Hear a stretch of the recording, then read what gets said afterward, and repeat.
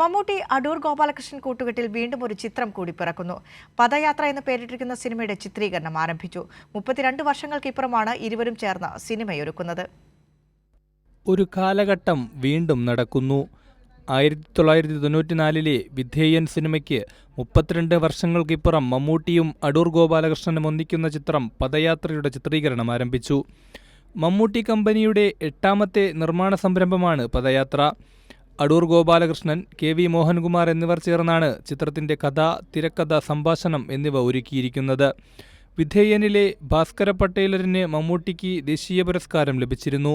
മമ്മൂട്ടിയല്ലാതെ മറ്റൊരാളെ ചിത്രത്തിനായി പരിഗണിച്ചിരുന്നില്ലെന്ന് അടൂർ ഗോപാലകൃഷ്ണൻ മുമ്പ് പറഞ്ഞിരുന്നു.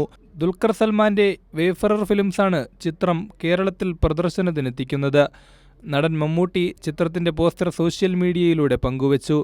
അടൂർ ഒരുക്കിയ മതിലുകൾ, വിധേയൻ എന്നീ ചിത്രങ്ങളിലൂടെ മമ്മൂട്ടിക്ക് 2 ദേശീയ പുരസ്കാരങ്ങൾ ലഭിച്ചിരുന്നു.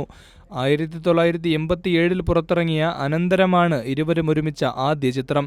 സൈക്കോളജിക്കൽ ഡ്രാമ വിഭാഗത്തിലിറങ്ങിയ ചിത്രത്തിന്റെ രചന, സംവിധാനം, നിർമ്മാണം എന്നിവ നിർവഹിച്ചത് അടൂർ ഗോപാലകൃഷ്ണൻ തന്നെയായിരുന്നു.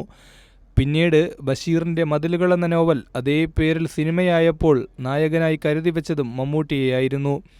മമ്മൂട്ടി അടൂർ ഗോപാലകൃഷ്ണൻ കൂട്ടുകെട്ടിന്റെ പുതിയ വിസ്മയത്തിനായി കാത്തിരിക്കുകയാണ് ആരാധകർ.